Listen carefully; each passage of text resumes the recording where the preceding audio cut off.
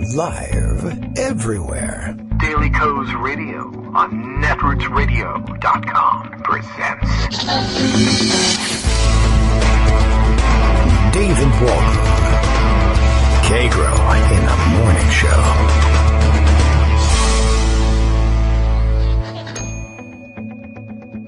Now, here's David Waldman. Hey, good morning, everybody. How you doing? I'm late. How you doing? It's Friday, March 24th, 2017. I'm all on my own here today, and not in the house. I mean, I am now. All the kids are gone, but I'm on my own here today without Greg Dworkin, and I have this coffee staring at me that I didn't get to finish. So, let's see. Let's see what I can get to today.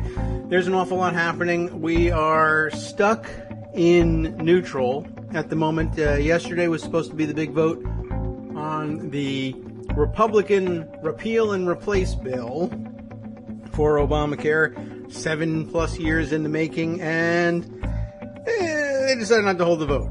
They didn't have enough votes. It wouldn't have passed yesterday, so they worked on rewriting it some more. It's literally was yesterday supposed to be the day of the big vote, and they still literally had no plan together, and they still don't. We're not even sure what's coming next. Nobody has seen the final version, and nobody's positive about what's in it. It's getting worse and worse. What seems clear, I guess the trend is, the worse they make the bill, the more votes they get back from conservatives. They're really determined to punish people with this bill, and I don't know how much worse it can get than raising premiums, increasing the deficit as well, although I think they're paradoxically now back to increasing the deficit and federal debt, plus, of course, repealing the requirements that health insurance have any minimum basic requirements be a part of what they cover at all. So there's really no reason why they couldn't just sell you car insurance and call it health insurance. There's really no reason why they couldn't sell you a pet rock and call it car insurance. But I guess they're not done yet. And this morning's speculation is all about what politically there is left to do for Trump. Trump, of course, threw himself into the bill personally, lobbying for it over the last couple of days, but then trying to lay all the possible blame of its not passing off on Paul Ryan, the healthcare wonk. And they're in a position now where the White House is out there saying, well, it might actually be best politically for us if we lose today. So where are we? I mean, that could be true. I'm sure they're thinking, well, that'll get us. I think the White House thought is Trump doesn't care. Doesn't care about the outcome on health care. He never really cared about repealing Obamacare. Of course, he barnstormed the country saying it was a disaster and bankrupting us, but he doesn't care whether he's right about that. He doesn't care if the country is bankrupted or whether people lose their insurance. So he's not, he's conflicted in terms of what do I make of the loss, but it gives them the opportunity in their minds, and the White House is thinking we can move on to the real Trump agenda, which apparently begins with tax cuts. And although there are giant tax cuts incorporated into the health care bill, he can make even bigger ones if they just are concentrating on that. He's now of the opinion that it helps him to say he regrets moving on health care first, and that was really Paul Ryan's idea, and so blame him. So that's an interesting way of encapsulating where we are now. Armando says, thank you, Armando. Armando says he's got some time this morning if I need a hand. I absolutely do. This coffee's getting cold. But let's check in with Pocket and with Morning Twitter. And welcome back to the show. There was a tweet yesterday. I didn't get to it. Sometimes these things don't work out. Friday morning, it's a rare treat to have a morning tweet from Bill in Portland, Maine, on the mend, as we understand. And he wanted you to know, Kagro X, me, David Waldman, has the latest on House AHCA Gate, Russia Gate, and Horn Honk Gate. What's going on with the horn honking? I thought I saw you tweeting about that. Or maybe Armando knows. Good morning, Armando. How are you? I know everything. Good. What do you need to know? You know what's going on with horn honking? Is someone honking a horn outside your house, Bill? Not at the moment. Okay. White people honk horns because they're jerks. Yeah, well. I Road rage. Said that. Yeah. Well, now you can just shoot at people. I don't know why you would use a horn. Oh, that's true. That's true. From your open carry gun. That's right.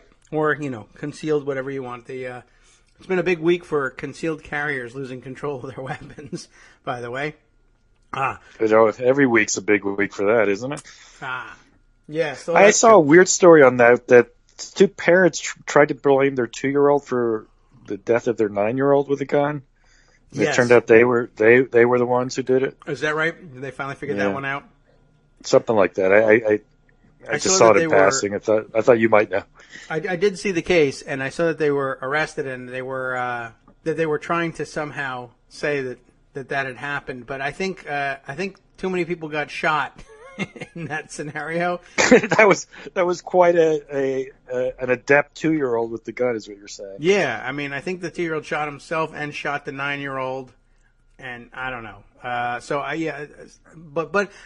I could sympathize with investigators. I mean, you probably are thinking, well, that does happen. The 2-year-old finds a gun and fires the gun. I mean, the odds of that are pretty low. But then usually the odds of the parents shooting, the kids is low too. Not accidentally, that happens a lot. But just saying, that's it. I've had enough with the kids.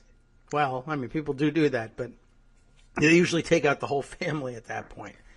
Hey, can I do something to give you 2 minutes to have a sip of coffee while please. Also setting you up for some questions on Senate procedure? Because I think people are so fixated on this House bill today that they seem to think that, well, the House passed it and that makes it law, and as we all know, that's not how it works. Yes, well, our fans and one of the things about this House bill and some of the concessions made to the Freedom Caucus, at least to my eye, is that none of that stuff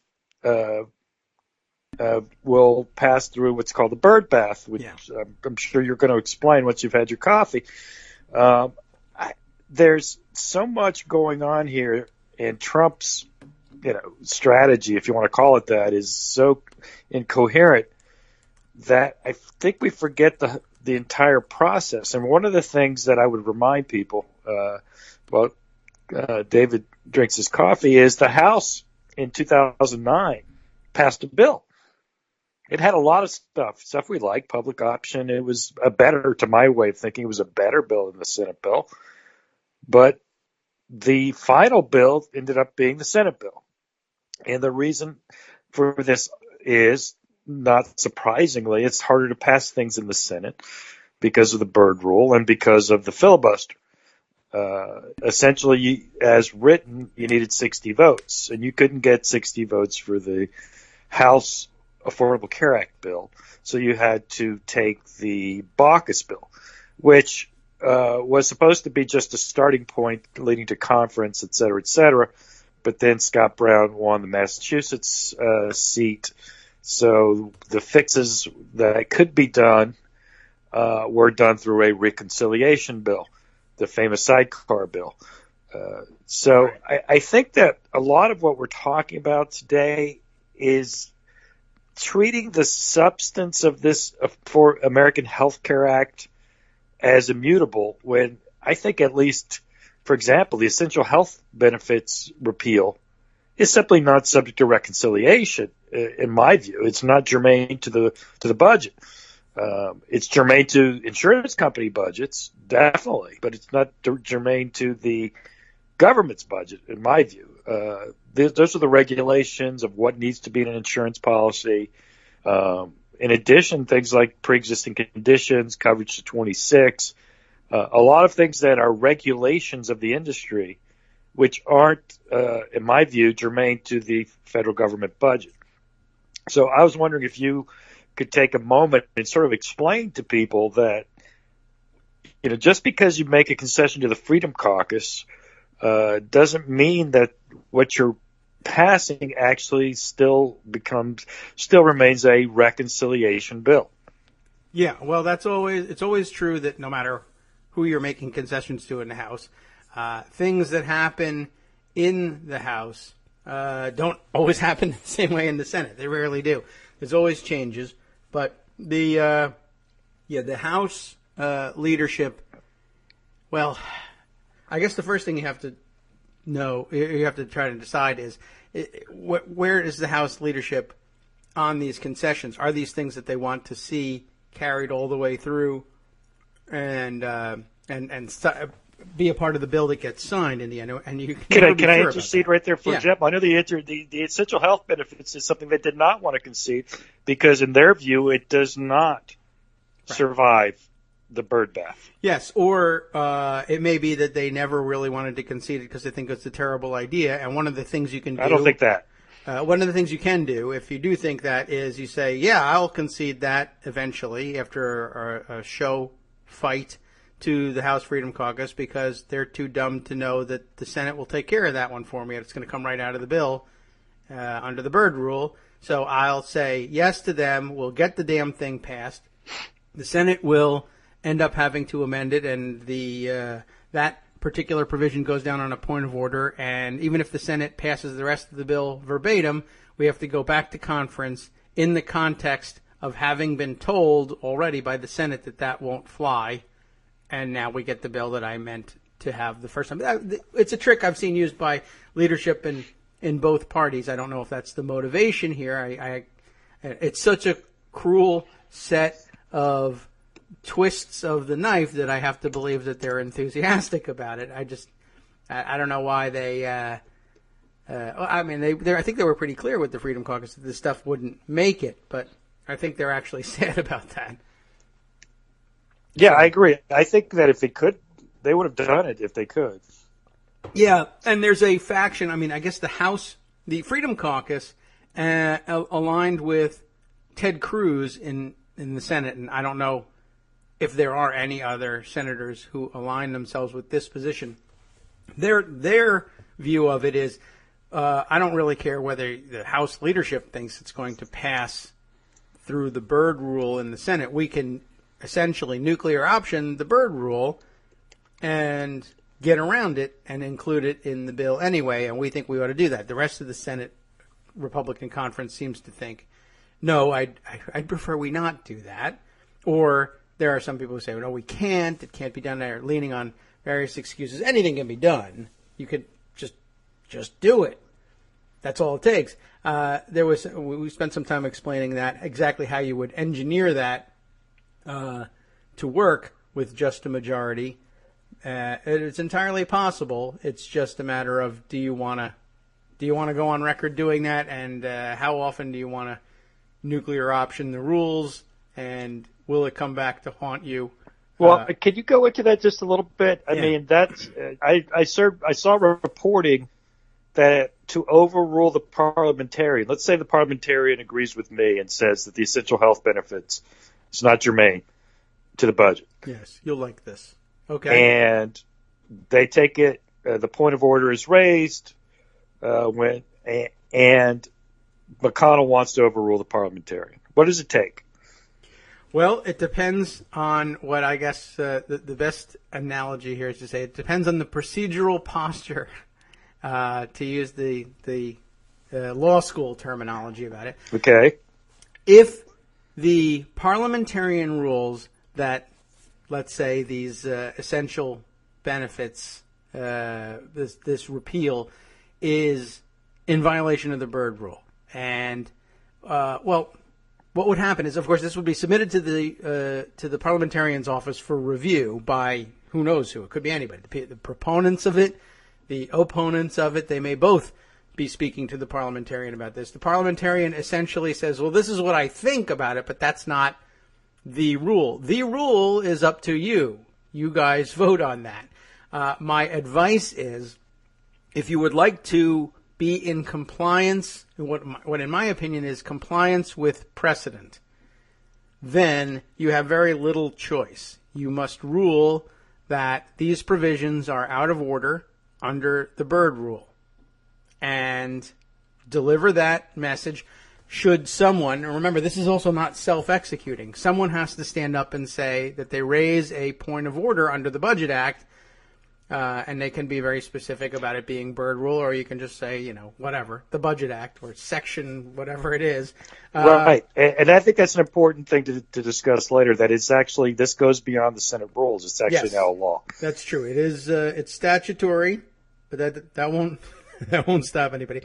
But, but you have to stand up and make a point of order and say this stuff is not in compliance with the bird rule. It's extraneous matters is what it deals with. It doesn't directly affect the budget or federal spending, and it ought to be excised from the bill. And the parliamentarian will tell the presiding officer that's largely correct, and if you want to be in compliance with precedent, you will have to sustain the point of order. At that point, Republicans can appeal the ruling of the chair and say, we think the chair, in listening to the parliamentarian, got it wrong. But that's not enough, because they designed the bird rule pretty well. To waive, essentially, then you're saying to overrule the parliamentarian, not the parliamentarian, but the chair, to overrule the chair, who's been advised, and advised only, by the parliamentarian. To overrule on a vote like that does in fact require 60 votes. That's an analog to, there's another procedure that you can use to deal with this. If you know, either ahead of time or even after a ruling, that some provision of a proposed reconciliation bill doesn't pass the bird rule, you can move to waive the bird rule. Just let's waive it, and then we won't worry about it. But that requires 60 votes. A waiver of the rules by the same statute that established the bird rule establishes a 60 vote or a 3/5 threshold to waive the bird rule. But here's where the problem arises. Should the parliamentarian there's a couple of things. It's not at all clear that while it's spelled out that it requires a 60 vote threshold to overrule or to waive the bird rule or to overrule a ruling from the chair sustaining a point of order, it's not clear how many votes it takes to overturn that point of order by doing it this way. If instead the presiding officer says, I don't particularly care what the parliamentarian says.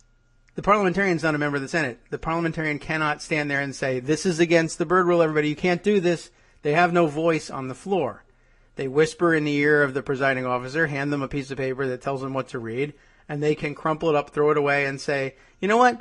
I think this does pass muster under the bird rule. At which point, Democrats will, of course, say, we know that the decision of the parliamentarian was that it does not. That's ridiculous. We object to this. We appeal the ruling of the chair. At which point, Mitch McConnell says, well, I move to table your appeal. It takes a bare majority. It'll take 51 votes or a majority of however many members are in the Senate chamber, provided there's a quorum, to table the appeal of the rule of the chair. At which point the only thing left standing is the ruling of the chair. And that's it. Guess what? Well, you just passed it. Well, let me then counter with you. Because it is enshrined in law, I can run to court on this one, can't I? You can run. Yes, you can always run to court. It's not a political question. It's in the law. Yes. So I don't think a court can say, I think at that point, frankly, the Senate, because they enshrined it in law, the Senate has provided a court the jurisdiction, the standing, so to speak, to decide whether it does pass muster under the bird rule. Doesn't it? It might, or it might simply, you might land back in the same place, because I think at the heart of the issue is, well, I mean, you really have to dive into what does the bird rule say, And it's an academic not that far removed from any judicial decision making the parliamentarian would be making here. But the parliamentarian doesn't have any particular standing in this. And depending on, I guess, which justice. I would argue for Chevron deference to the parliamentarian. Well, you might be able to, but they're of course not elected officials. No, so. I don't think that's going to work. But yeah, by analogy. Yeah, I mean it's a really touchy question, and very often, I mean, one of the things that will confuse them, and I think encourage any court to boot, or at least kick the question on, is the long history of just close calls and opinion on what does and doesn't pass muster under the Byrd Rule, and what has made it in the past and what hasn't. Of course, there's also the version wherein you fire the parliamentarian and instead hire a parliamentarian who agrees. That I thought would be the more realistic option for McConnell. Fire the parliamentarian, put one in who's going to say what you want him to say. Yeah, I mean that's one way of doing it, and I think it's happened, correct? Yeah, it has. They just make it clear that that's what they want, and they get themselves a new parliamentarian, and that's where another problem arises for the courts. If you're sitting there saying, well, the parliamentarian said this doesn't pass muster. And I mean, ordinarily this wouldn't concern us except that they've enshrined this rule in statute.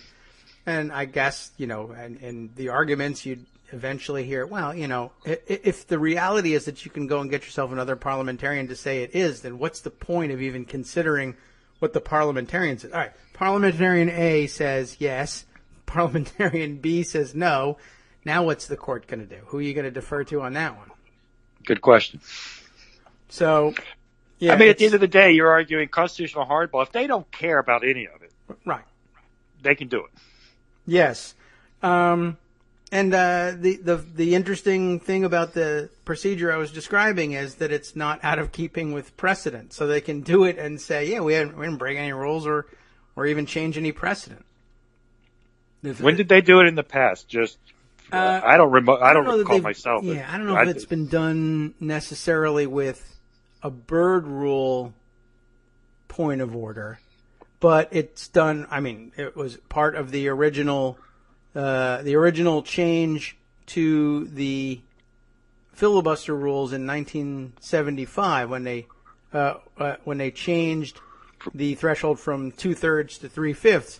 They had the same fight in the beginning of that Congress, and they got down to a point where the Senate was raising a point of order under the rules that they were essentially violating the standing rules of the Senate in order to get to the vote on whether or not the Senate thought you should be able to invoke cloture by a bare majority. And they moved to table that appeal, and they said, and before they got a vote on the tabling, there was an exchange with the chair in which they said, let me get this, I just want to be sure what we're voting on here, but if we vote to table this appeal, does that have the effect of sustaining the underlying question here? If we rule something from the chair, someone appeals the ruling, and I table the appeal, where do we stand? And it was a huge fight. It went on for a couple of hours, where one side said the effect of tabling the appeal is to sustain the underlying point, and then the other side said, why? The effect of tabling the appeal is saying we can't decide whether or not to appeal this. Why can't I just move to appeal again? Well, because they can table that one too. Yeah, but why can't we just do that forever? If you can filibuster I a bill, actually do think there's a point to that. If the point of order is tabled or the appeal is tabled, yes. Isn't the provision that has been appealed basically stayed until that appeal is decided? Not under the precedence of the Senate. Under the precedence of the Senate, when an appeal is tabled, the underlying motion is sustained, or at least the decision not to reverse it serves to cement it still stands. It's like, to put it for lawyers, a trial court has made a decision, and unless the appellate court stays it, it's a decision. It doesn't get stopped until somebody stays it. You see this a lot in the travel ban cases where a judge will rule it that it's unconstitutional, but he'll stay his order pending appeal. To give you an example, so the travel ban, for example, would in that scenario would be still valid, even though he's rendered opinion that it's invalid because he stayed his own order. Or conversely, the appellate court might stay the trial court's order while it decides whether it goes forward. It's an interesting point. Of course, the Senate, I actually think I lean towards you, and I've tweeted this out. I said, the filibuster's a nice thing. But if McConnell tomorrow said, I'm changing the filibuster, and look, it could. I think if they get 41 to filibuster Gorsuch, McConnell is going to nuke that filibuster. Yeah, he may. And just to delve into politics, I think as long as he's going to, nuke the filibuster, he probably will just go ahead and nuke the legislative filibuster too, don't you think? Well, that's a real concern for a lot of the conservatives in the Senate. But, it's certainly possible that they may. And when you say conservatives, you mean institutional conservatives, right? Yes. And there are certainly also some conservatives who aren't institutional conservatives, Mike Lee's of the world, who, I don't know, they sort of they came up with the understanding that the filibuster, there's a lot of academic writing on it, that the filibuster is inherently a conservative tool. And it is. I think most people probably agree that it's most often used to their benefit. And they're just reluctant to get rid of it for legislative issues because it's the main tool of people who consider themselves, let's say, conservative by virtue of being opponents of progressivism, and just say, I want this to be around. I'm going to filibuster everything the next progressive president does. So, there's a lot of concern about that. I view Pat Leahy, for example, as an institutional conservative. Yeah. And I think you would agree with me, given the resistance he always gave to your ideas on how to reform the filibuster. He opposed, frankly, everything, right? Yeah. And, well, until he didn't, but he did for a long time. Yeah. Well, he didn't. He didn't, and then he did, and then he didn't again. Right. Yeah. Just and its corollary, the blue slip, and things like that. But I've taken your show maybe where you didn't want it to go, but I thought it was important just to explain myself. When we talk about this House bill and the things that are in it, it seems to me we really have what we're talking about in terms of what's in this House bill, what was done to assuage, in particular, the essential benefits components. That to me is really not germane to the budget. And I frankly think Ryan thought that, and that's why he didn't put it in the first place. Yeah. That particular piece. So I think we know that that's going to be a point of contention if this thing passes today. I think it's got a political problem. I don't think that you're going to have 51 votes in the Senate for it, to be honest with you, or even 50 with Pence breaking the tie. I don't think there's enough votes for that. But just for the sake of argument, assume there were. I still think there's a germaneness issue, and the Byrd rule is going to be shown whether it really means something or not. Yeah. Well, we'll all learn a lot more about it and the ways around it. One of the other, I hinted at another of the possibilities, and I didn't fully explain it. I kind of jumped onto the more interesting one, but it's also, I was saying it's clear that you need 60 votes to waive the Budget Act affirmatively, or to overrule the chair if the chair accurately enunciates the parliamentarian's probably correct opinion that these things violate the Byrd rule. It's not clear under the rule that you would need 60 votes to uphold a poor ruling, a backwards ruling. And in other words, if the chair decides to ignore the parliamentarian, there are two ways they can go about it. They ignore the parliamentarian and they just say it passes the Byrd rule, and a Democrat can appeal the ruling of the chair, and McConnell can move to table it. But and that would be the one that's most clearly winnable with a bare majority. But there's actually some question about how many votes would it take to sustain a backwards ruling from the chair. We know how many votes it takes to waive the Byrd rule. We know how many votes it takes to overturn a correct decision. But there isn't any language about how many votes it takes to sustain an incorrect decision. Nobody wrote that rule because you don't issue incorrect decisions.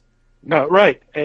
Can I just expound on that a little bit? Because I think it's interesting that you put it that way, because I do think, I would argue it's implicit that actually a decision that something complies with the Byrd rule really should require 60 votes. Otherwise, what's the point?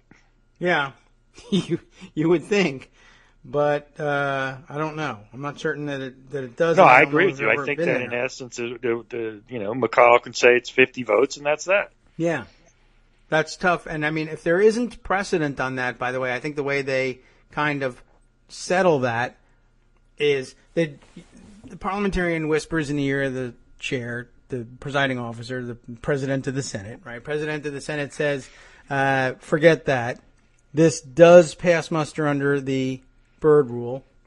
And were someone to appeal that ruling, you could just go directly to the vote, but at that point it might be interesting for McConnell or some other Republican. I assume it would be him. He would just take the wheel and say, all right, well, let's have our vote on sustaining the rule of the chair.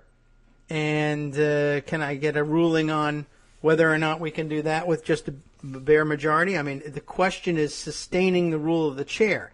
That is something we have precedent on. And that always has required a bare majority.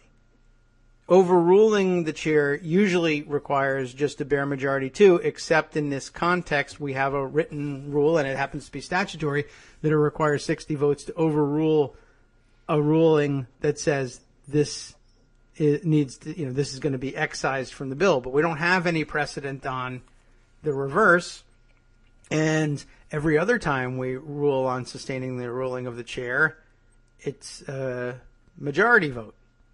And I mean, at that point, you don't even know what's your footing there. Then, of course, I mean, at this point, the chair just says, "Oh yeah, right, majority, sure," and then somebody else says, "No, wait a second." Ordinarily, that would be fine, but we are in a Byrd rule context here. Yeah, we are, and the Byrd rule requires that we have 60 votes to overturn the ruling of the chair. It stands to reason that we would also require 60 votes to sustain it. And the chair could just say, you just told me yourself that the rule's statutory. Here's the book. Where is it? Doesn't say anything about it. It says what you said. It says we need 60 votes to overrule a correct decision, but there's nothing in here. You want the benefit of it being a statutory rule? Read me the statute and show me the words. That's a good argument, actually. So they may be in trouble on that one. Yeah. On the other hand, it all depends on the Senate's appetite for, in essence, just giving up all the pretense the Senate has had all these years about being different than the House. Yeah. Look, I mean, and that's why they, again, I'm not sure we'll do it. John Cornyn spent the day yesterday tweeting that don't forget that the Byrd rule is statutory, and everybody took that to mean that's a no. That's a no vote for nuclear optioning the Byrd rule. If the Senate whip is reminding everybody this is no regular rule here, this is statutory, this is serious business, unless he's about to brag on breaking the law too. So that, we'll see. There's a lot of senators who don't like the idea of it. And also, it's a great cover. It this bill sucks. They know it. They don't really want to vote on it. If the House forces it on them, they're going to use this rule and lean on this rule and just like they told Democratic activists for so long about the nuclear option for the filibuster that we finally did enact in 2013. How many years before then did senators, when an activist would come and say, why don't you just get rid of the filibuster, shake their head? Now, you don't understand. The rules say that an effort to change the rules can be filibustered, and you have to have 2/3 majority to overcome that. You just don't understand how it works. And then, I spent 5 years teaching everybody how it would work, and then finally it was widely read enough that it no longer worked when people showed up and say, you got to do something, and senators would say, no, you don't understand how it works. They would say, nah, I've actually done my reading, and I know how it works, and I know you know how it works. So let's get past that nonsense and talk about whether or not you have the political will to do this. Exactly. Should you do this is the question. Yes. So right now, Republican senators are enjoying that cover, that there are very few people who know that the rule can be changed that way.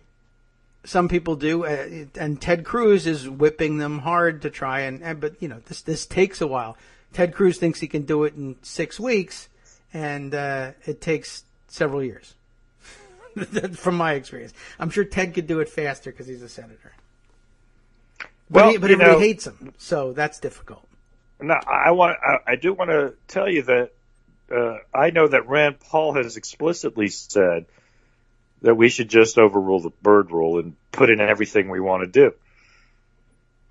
Okay. I mean, that's a great wish and everything. Of course, I would just say Rand Paul's an outlier. Yes. I'm just telling you that it's not as if a senator hasn't expressed that view. He has. All right. Well, so there's and it's not inconsistent with where he is, although I guess I would say that's not a terrible idea of getting rid of the Byrd rule, although I would at that point say, well, why is there a Byrd rule? It's part of the Budget Act, and you could get rid of part of the Budget Act, but also why should there be one magical bill per year that can't be filibustered? That doesn't make any particular sense. I mean, the reason that everyone wants to use reconciliation for anything is because it's protected from the filibuster.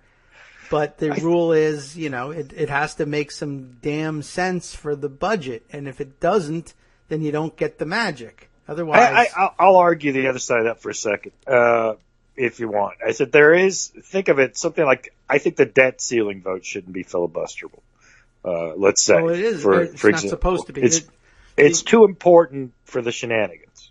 Yes, and that's one of the reasons why there are four types of provisions that can be put in a reconciliation bill. The most famous is whatever fits under the Byrd rule. But one of the exceptions is you can put a debt ceiling increase in reconciliation. They just don't. They don't, generally. Yeah, they never have had to because it was never held hostage. No one's ever, because that was everyone insane. took it too seriously. Yeah, but they've forgotten that's a permissible category for a reconciliation vote, and you should absolutely issue those instructions every year because you never know when there's going to be a nutcase in the Senate, so you want to make sure you can include that. But now they're embarrassed, I guess, and they don't want to. Yeah, I think that no one's talking about the debt ceiling this year, even except obviously Joan warned us on something, and I'm not sure where we are with that still. Right. But the feeling is that the people who would play debt ceiling games, which are Republicans, Ted Cruz specifically, aren't going to do it this year because Trump is president and they control the Congress, and shutting down the government is basically, even though they likely got blamed for it for the most part before, they're definitely going to get blamed for it now. Plus, they know Trump will mint 25 coins. That's true. And keep Trump. them all. That's a great point. Trump absolutely will do the $1 trillion coin. Yeah. One for him and one for us.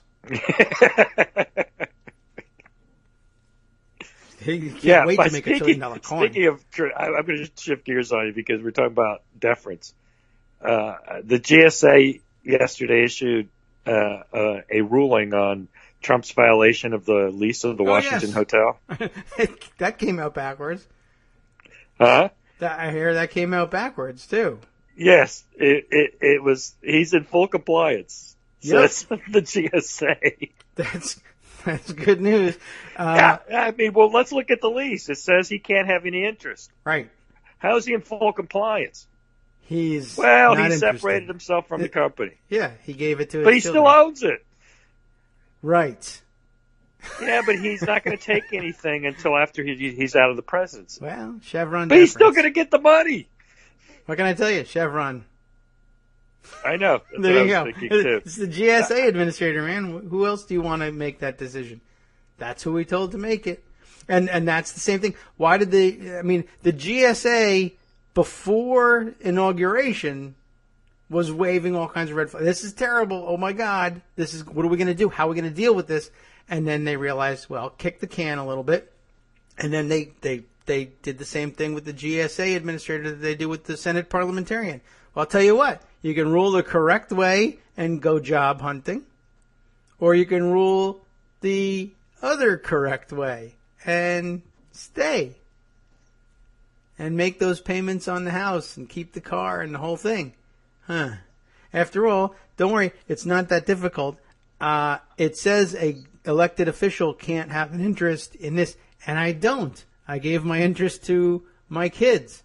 Oh, I just gave one of my kids a West Wing office, but the other one. No, but he didn't do that. All he did was give him control. Yes, he kept his right. ownership interest. He's the sole beneficiary of the trust, right?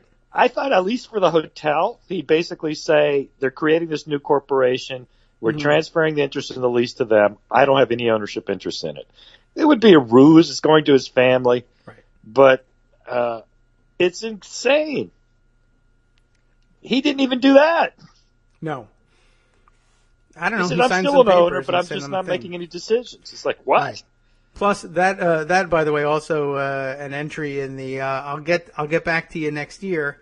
Remember that he said, well, also in addition to my not having any interest in it, we're going to send all the proceeds from all the profit from the hotel that's made from foreign sources. I'm going to donate to the Treasury.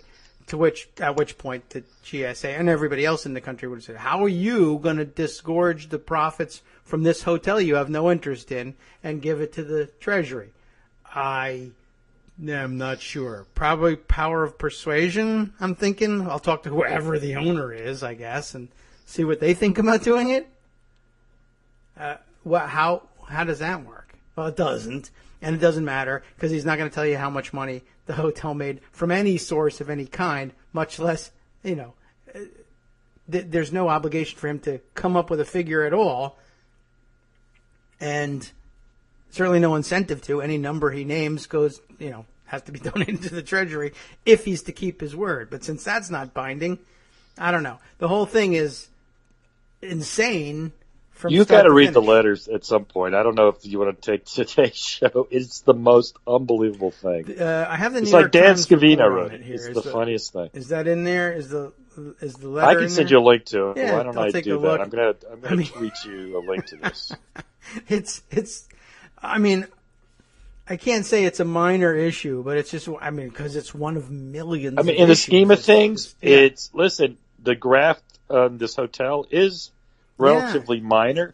But it was actually an issue that I frankly didn't see how anybody could argue the other side.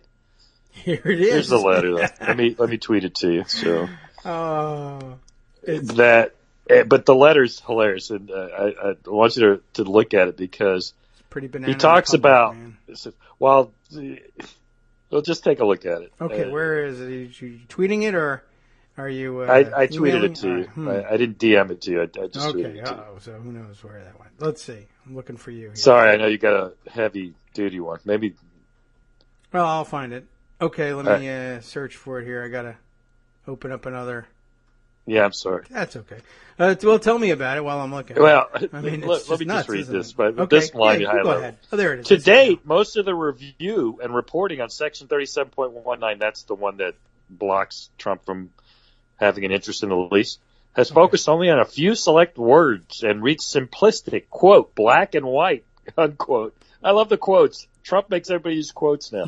He quote conclusions owns regarding the meaning and implications of a clause.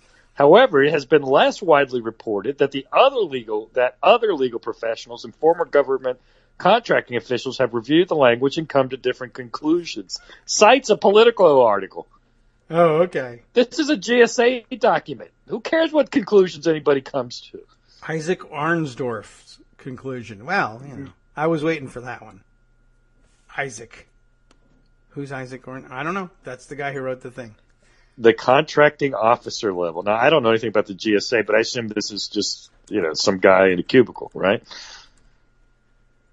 I guess. I mean, I'm assuming. I mean, there must be thousands of contracting officers at the GSA, presumably. Yeah, I would think. It says, I thank you and your organization for more fully explaining Tenet's current organizational structure. Thank you. Your views on the lease and otherwise being accessible and responsive to our request. He's writing this. In particular, I appreciate your willingness to enact initial changes to Tenet's internal operating agreement, as discussed below. Yeah. In full compliance. Listen, say he's in compliance, but full compliance? Double full compliance. Double secret full compliance. If you are curious about Isaac Arnsdorf's legal background. Yeah. He's a Yale University graduate. I want to put that on record because No, he's a lawyer. There you go. No question. Is he? I don't know because his experience listed here at LinkedIn is reporter at Politico, reporter at Bloomberg, reporting intern at the Washington Post, reporting intern at the Wall Street Journal, and reporting intern at the Tampa Bay Times. I'll click on see more positions, but let's see. Education, Yale University, Bachelor of Arts, History, 2011. So the guy's basically a Supreme Court justice, if you look at it just right. He's got arms, legs, same as any other justice. Hath he not? So I don't know. It doesn't say anywhere that he's a lawyer. All right. I mean, I just find it hilarious that it's even cited. A Politico article is what the GSA is relying on now. The article is entitled, Trump Could Keep D.C. Hotel Despite Conflict of Interest. Isaac Arnsdorf, Politico, blah, blah, blah. Now, that's interesting, too. So he's in full compliance despite conflict of interest. Okay. Thank you. What? I mean, what? I understand the conclusion. He could keep hotel. That might be even a sustainable conclusion if you just encapsulate it in that one sentence. The headline: Trump might be able to keep the D.C. hotel despite the fact that he has the conflict of interest. That's Isaac Arnsdorf's headline and presumably his conclusion. I haven't read the article. But interestingly, that's what's cited for the GSA saying not only can he keep the hotel, there was never any question in the first place because he's in complete compliance. Oh, okay. So the second half of the headline that you cite as precedent says the opposite.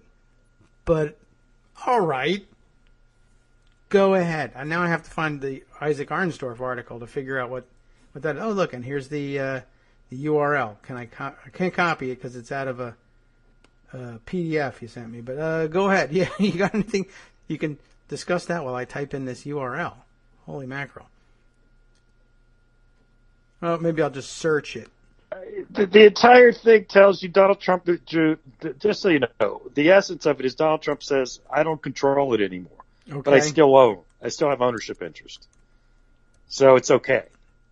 It's not okay. And I'll go further. The actual negotiation of terms by the GSA with Donald Trump is an emolument. The GSA had no discretion to negotiate with Trump. That in itself is a concession. It's consideration. It's an emolument. That's a good point. It violates the Constitution. So that the case against it isn't, I would think, isn't dead. It's like, okay, the GSA thinks he's in full compliance with the lease. Fine.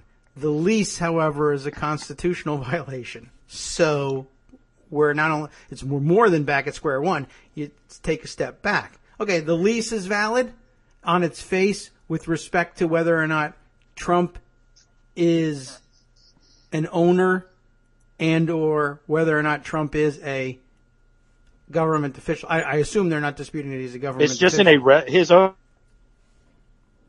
His own, it's the ownership. So, okay, they find the ownership structure to be acceptable It's piling up and they're sitting in there for. with respect to the lease. But yeah, they Yes, can't, the to the GSA profits certainly from the hotel.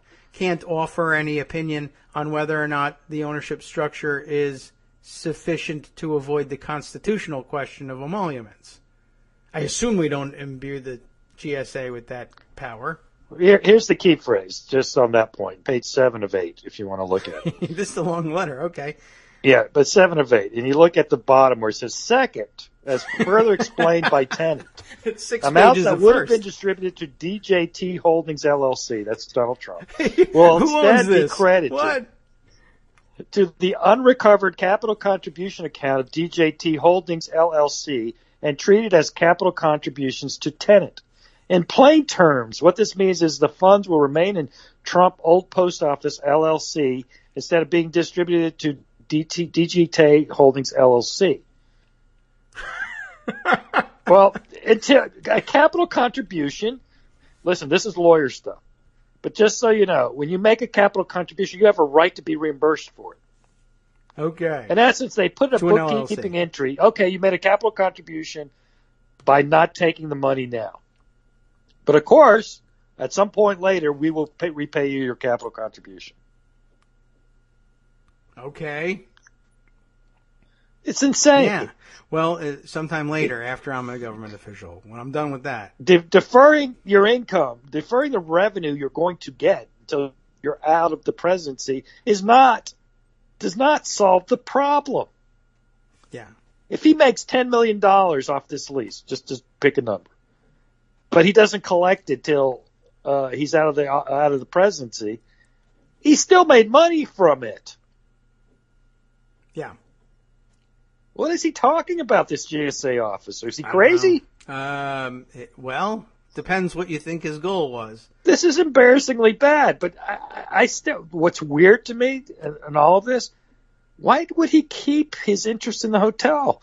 Just play a game and give it to your kids in theory, and they'll give you the money back in 4 years. You got, I mean, at least fake us a little bit. Yeah.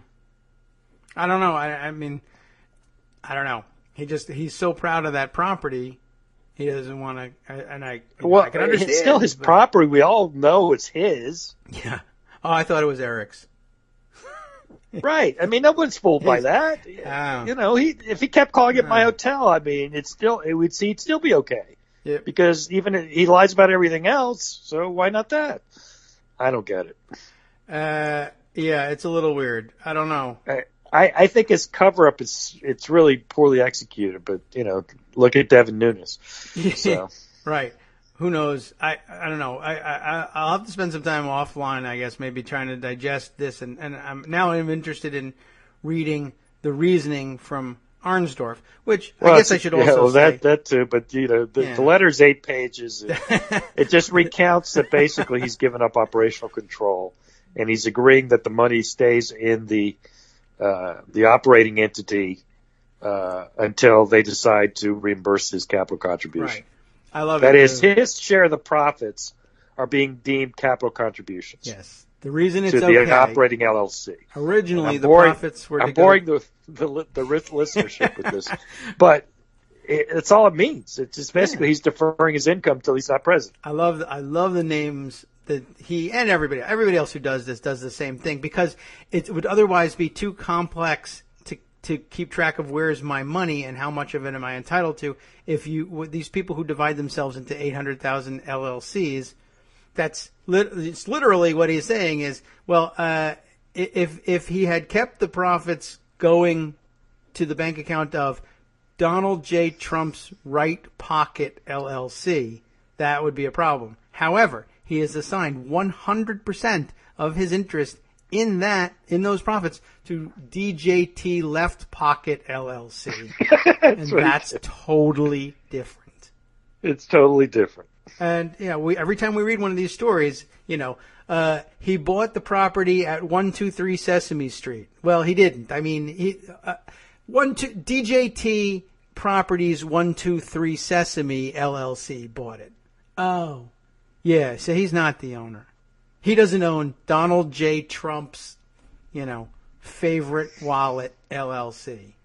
Really? That's okay.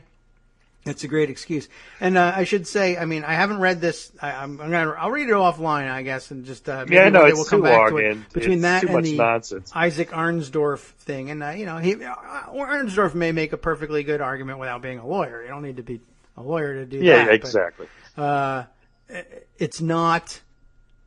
I don't think it certainly doesn't look like it's the argument that the GSA says it is. Oh, that's interesting. That's weird. Interesting. I have not read Arnsdorf's article, but okay. Anyway, that's probably not where we ought to spend the balance. Yeah, I know. I think that the end game on this is nonsense. But even as nonsense, it's an emoluments clause violation because you negotiated a new deal. Yeah, that's true. That's too. Consideration. It's an emolument that has been provided to the President of the United States in violation of Article 2, I forget the section, that says the only consideration the President will receive from any government, federal or state, is his salary. Right. And just to be negotiating clear, what that means, a new term to try to comply with a lease is a consideration. Yeah, even the if it very results act in $0. of this letter is an emolument. Right. That's you can be compensated, or you can get consideration for those who aren't lawyers or didn't go to law school. It just means a benefit of value. to you. Yeah, something of value. And having a letter that says you don't have to get rid of your hotel, even if your hotel loses money, having a letter that says you don't have to do that, if that's something you want, is consideration. Because it's consideration, it's an emolument. Because it's an emolument, it's unconstitutional. Now, I think if he had just said, look, you can still be the owner and you don't have to do anything, and that doesn't violate it, it's our determination that you're not in violation of the lease.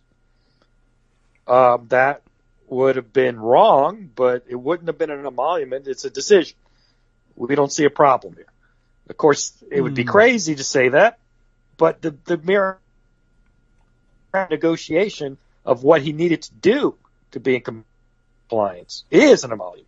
I know that sounds weird, but it's true.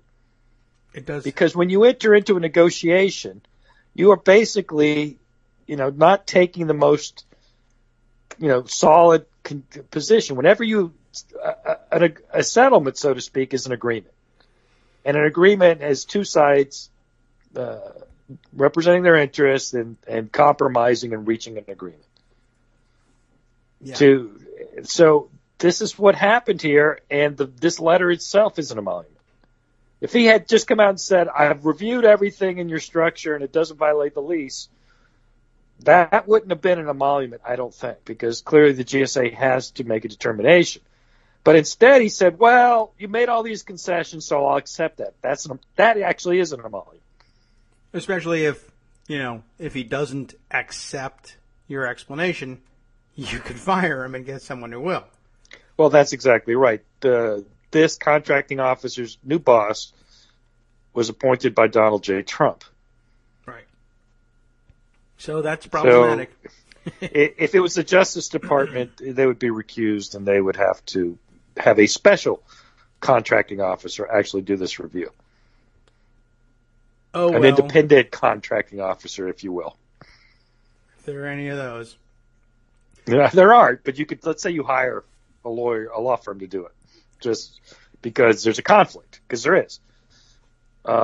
Yes, that's even what you could do. Says that. I know, I bored everybody with this, but it's just, it was galling. It's well worth putting out there. There'll be some interesting. The Friday show is about being able to have interesting conversation over the weekend with people, and if you need to, bore them, but you'll sound good on your way to doing it. Meanwhile, there are many other things. And we'll get to those. Let me let you go back to your agenda. Sure. It's yours too, so you'll enjoy it. By the way, one thing I will note for the record, but won't. I don't know. Who knows whether I'll end up spending time on it? But interesting write-up from Heritage Foundation quite correctly. So going back to another point on the filibuster, just to go back to that with Gorsuch, they really are pretty nervous, the conservatives, about the idea of nuking the filibuster for the Supreme Court, mostly because it would remind everybody that the filibuster for anything is nukable, and they really just don't want to remind anybody that the legislative filibuster is nukable. They don't appear at this point to want to do that. That's because they don't have any particular initiatives they care that much about getting through right now, and that may change if they absolutely, positively insist on a legislative initiative that's otherwise bogged down. But Heritage correctly, I think, outlines that the use of the current rules, if strictly enforced, could feasibly deal with a Gorsuch filibuster and get them to a vote without changing the rules. And the answer is, well, one of the provisions of the filibuster rules, and here we're leaning on two different rules here, Rule 22 and Rule 19. I'll open the article. But the answer is that when a cloture motion has been made and is pending, senators opposing cloture and opposing the underlying measure, whatever, all senators are limited to to two speeches during that time. And one of the fun parliamentary tricks with the Senate, if you keep the Senate in session and you don't adjourn and close the legislative day, and a legislative day can last several calendar days if there's no adjournment at some point. So if you don't adjourn the Senate, you can recess but not actually adjourn the Senate. You can go a week on the calendar and stay in the same legislative day. It's one of those stupid little tricks. Well, anyway, during the same legislative day, you can't make more than two speeches, especially, I think it might have to do with being under cloture, and I'm certain that they would be not invoked, but with a cloture motion pending. But that may not necessarily be it. But there's a two-speech rule, essentially, that limits senators to speaking at any length on any subject still under consideration twice. They usually just don't enforce it. And so every senator who opposes Gorsuch and or opposes cloture on Gorsuch could speak for however long they were able to stay on their feet, and maybe it's 24 hours per senator, and there's 40, how many of them? 48. And they could do it twice, so each one of them could consume 2 days. It could go on forever. It could take the balance of the rest of the Congress, conceivably. I mean, I don't think that they have the stamina to do that. But eventually, if you keep the Senate in session and count carefully, the 48 senators opposing cloture will eventually sit down and use up their two speeches, at which point no senators will remain in the chamber who desire or are allowed to speak, and you can call the question and confirm Gorsuch with 50 votes at that point. It's just that that could always have been done, and that was essentially what we were talking about when we talked about the talking filibuster. Yeah, the talking filibuster. Right? The sacrifice is that if they really take things to the maximum extent that they can, and everybody speaks for literally as long as they can, and they each do it twice, you can't do any other business in the Senate for who knows how long, 3 months, maybe. And no one's ever willing to do that. I mean, that would make it all, it'd have to be the same Senate day for 3 months? Yeah, and you can do that. Okay. I mean, all that is just when you adjourn the Senate is when you kind of close the books on one day, legislative day. It usually makes no difference whatsoever to the substance of what's going on, except for a few rules that say things like a bill has to lay over for one legislative day before. Let's say that's an effective strategy, though. Then, of course, you could do that for any type of filibuster, yes, including a legislative. You could, filibuster. right? And that was always available. It's just it was nuts because any kind of Senate that had any agenda would say, "Yeah, I know we can do that, but who has 3 months to wait to get this done? Only the Supreme Court could even remotely be worth doing something like that. I actually, as a Democratic strategy, even if that's the end game, I've stopped Trump's agenda for a year. Yeah. So it's worth doing anyway. It might I be. actually think about it's worth doing almost on anything now that I think about it. Well, yeah. I mean, I would do this about any. I mean, honestly, I'd filibuster just about anything that they can. That's been my. I mean, you may not be able to stand up for 3 months, but maybe you can stand up for 2 weeks per measure.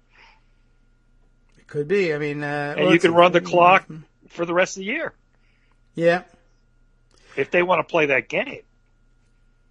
Yeah, I mean, it would take a tremendous effort, and of course, not everybody's going to be able to, really filibuster. How long can everybody actually speak? I guess it's a no, but let's say you do it. You've got 40 people, and obviously maybe not 3 months, but say 2 weeks. 40 people can speak for 2 weeks. Yes, we've seen that. As I recall, the rule on not having to speak is basically don't tie us up. Okay, you've stopped that bill, but now let's get to other stuff. Right. Right? Mm-hmm. If they make you do that, you say, well, I'm going to do that. And I'm going to do it now, and you don't get to move on to other stuff. I'm going to keep talking. Right. Well, that's kind of the strategy that it's been about the nominations, even though those can't be filibustered in the same way since it just takes 50 votes to invoke cloture.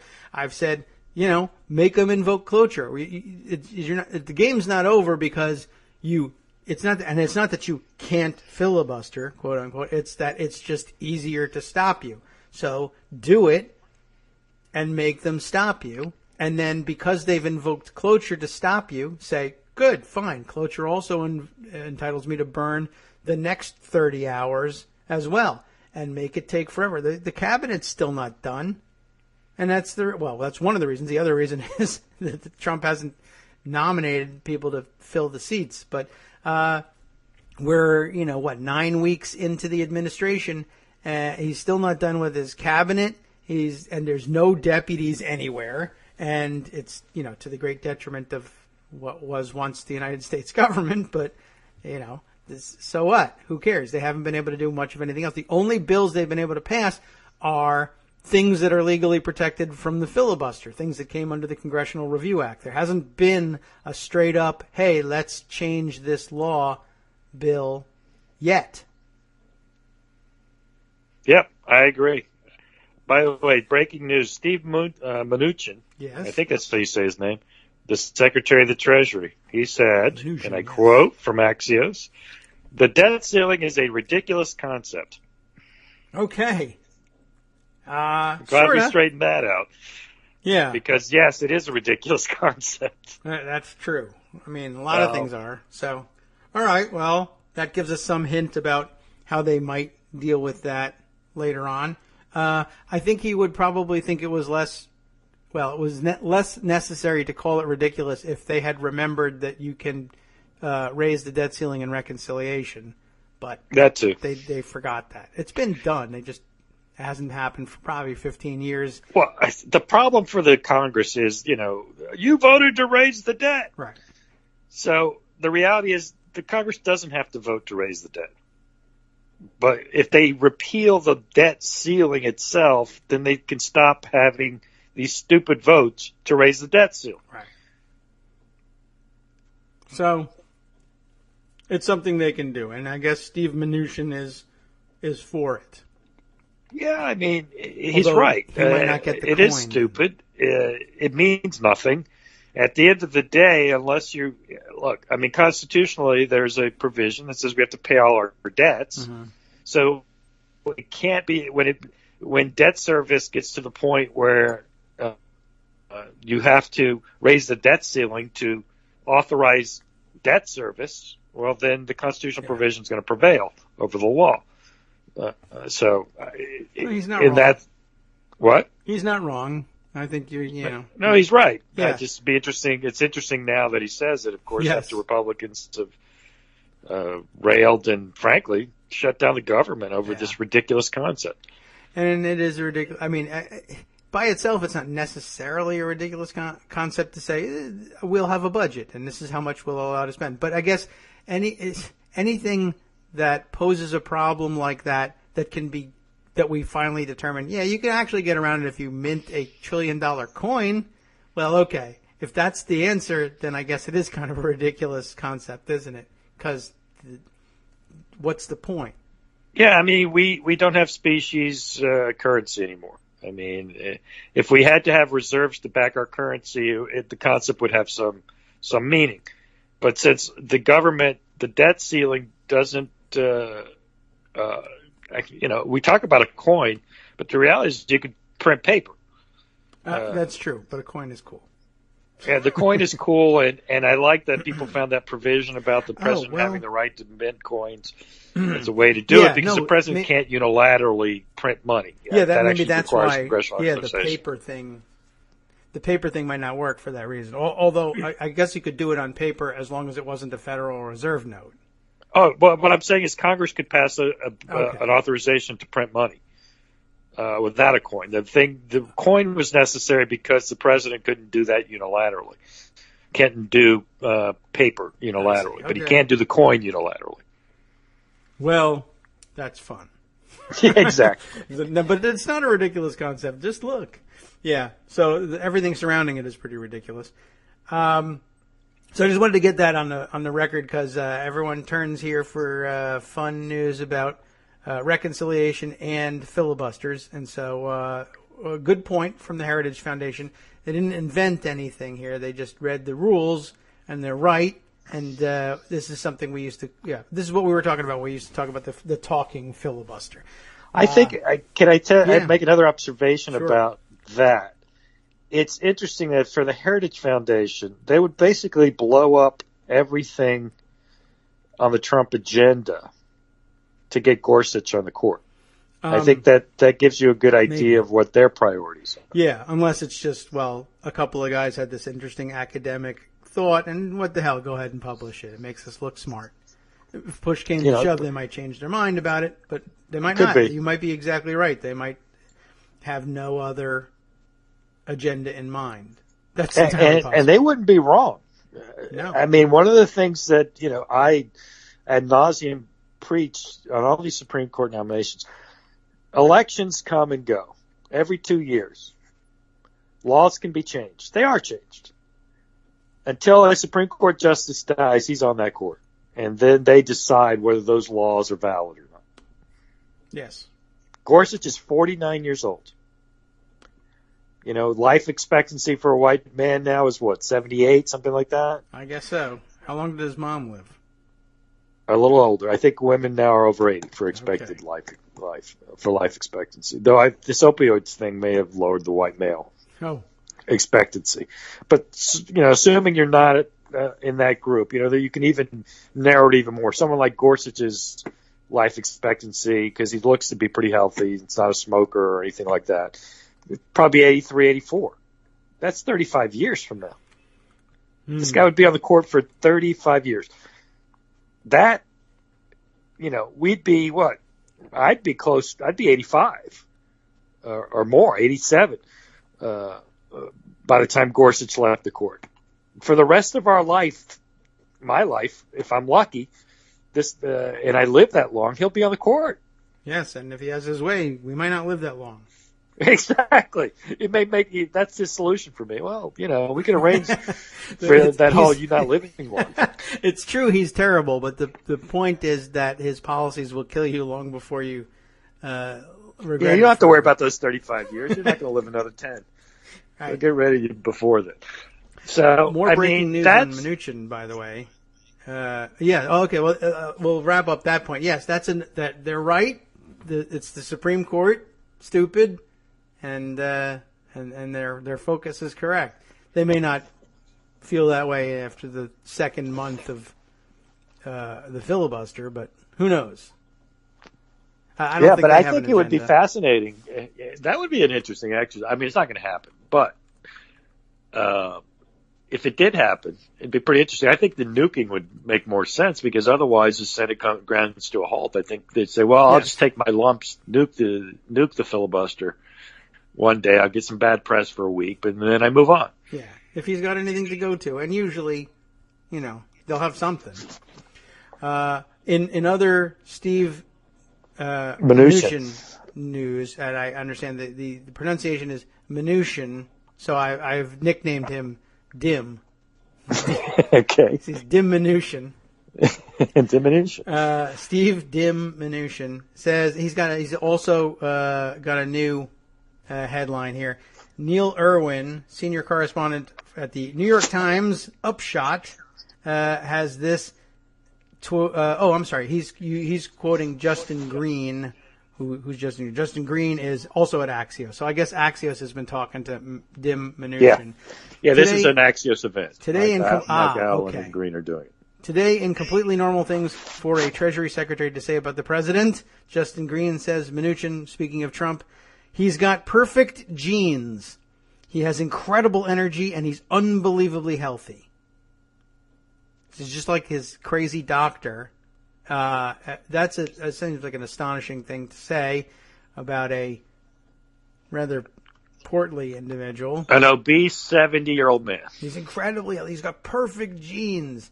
The photos of him lately belie. He doesn't look good. He looks fat. Yeah, well, he's tired That's and true. fat. Me too.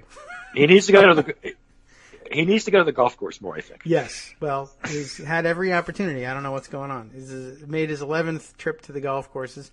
I don't know what he's doing this weekend. He's not going to Mar-a-Lago, which leaves open to question: are there other Trump properties that will he fly to them, or will he go back to the hotel he doesn't own? Will he come out this way to Trump National? I'm curious. Yeah, he'll go to the Virginia course this weekend. Yeah, he likes to have Most meetings likely. there because he can. It's all on one floor. There's no stairs. So Is that right? Yeah. So, Where is it? Is that near Dulles? Where is that? Yeah, it's in Loudoun County, out this way, right along the river, very close to me. Too close. Too close to you. Yeah. Oh my God. Meanwhile, so in addition to the Trump D.C. hotel, there's some news about another D.C. hotel. This is a really interesting. I feel like we should share this one. Feel free to either hang on and comment or listen along at home, whatever you want to do. Have you seen this? There's a tweet storm and article. I guess there's an article. A Huffington Post writer, and there's a diary on this on Daily Kos, which is kind of where I picked it up. We'll start that way. Keith Pickering has a diary over at Daily Kos. Basically, here's your title: Updated Russiagate. We don't know what else to call this thing now. Blows wide open in Abramson report. What's going on? It's Seth Abramson writing what he himself calls a mega thread on Twitter about an event that goes on in the Mayflower Hotel in Washington, D.C. during the campaign. It's really actually quite fascinating. And to give you the overview of it, well, if you're looking for Seth Abramson's thread on it, it begins with a tweet from him from 9:45 p.m. yesterday. And that's the one. Mega thread, he calls it. The plot to sell America's foreign policy for foreign oil and steal an election in the bargain began at the Mayflower Hotel. Very interesting, and I'll lay it out for you. Per New York Magazine, Paul Manafort took over the Trump campaign on April 16th, just 72 hours before Trump mathematically eliminated his competition.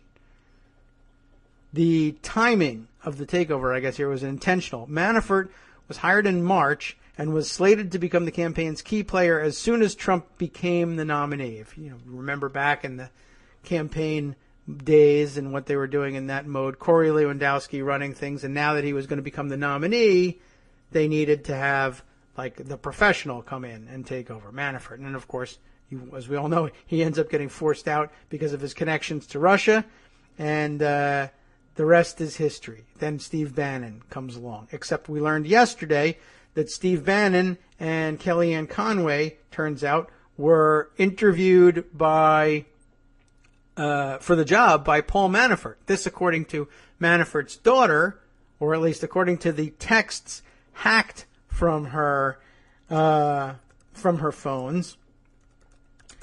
All right. So here he takes over on April 21st, 48 hours after clinching. Trump announced the first major foreign policy address of his life. His life. It was scheduled for April 27th.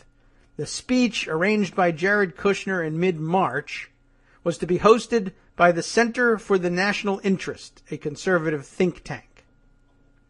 And here in the... thank you, Justice. Just a second here. I'm going to retweet something from Justice. Justice pairing up the very photo I was thinking of when I was reading the amazing quote from Stephen Mnuchin. Perfect genes, incredibly healthy, etc. The bloated face that goes along with it. Thanks, Justice. You must have been listening along. Back to our Mayflower Hotel intrigue. So, the Center for the National Interest, our diarist notes, is abbreviated from here on in as CNI, just to keep track with our abbreviations. Back to Seth Abramson's tweet storm. The Center for National Interest, CNI, is widely known to have, quote, ties to the Russian regime of President Vladimir Putin, unquote. This according to Politico. And here a link to the politico.eu website. Don't forget that they launched their European version some time ago. So it's Politico that says that this Center for National Interest, which was sponsoring the event that Kushner puts together, at which Trump will make his first major foreign policy address, is known to have connections to Putin. Wonderful. Not a surprise at this point, but probably something of a background surprise then. Anyway, Abramson continues, the speech was slated to be at the National Press Club. Ever heard of it? You know what the National Press Club is. You know what it's like. You know what they can do. And he notes here, in case you don't know anything about it, besides that it's a famous place to have speeches and press conferences, he notes for the record, and you'll need this in just a minute, that the club is an august venue with a long history of staging secure events with large crowds. Right? Okay. So what happens? Less than 24 hours before the speech, it was canceled. It wasn't, well, was it canceled? It was just moved. It's canceled here. At least the National Press Club part of it gets canceled. The Trump campaign, here basically Manafort at this point, declared that the venue was too small and unsafe. The National Press Club, too small for a major speech and unsafe. So Manafort moves the event. Where? The Mayflower Hotel, which Abramson notes is smaller and less secure. The decision confirmed the campaign's excuses were lies. It's not that the National Press Club's too small. It's not that it's less secure, if the answer to that is going to the Mayflower Hotel. But two things the Mayflower Hotel had that the National Press Club didn't were, one, 581 private rooms for private meetings, and also restricted VIP-only access areas. The latter was important because Manafort wanted Trump to hold an intimate 24-person cocktail hour in the Mayflower's VIP Senate room.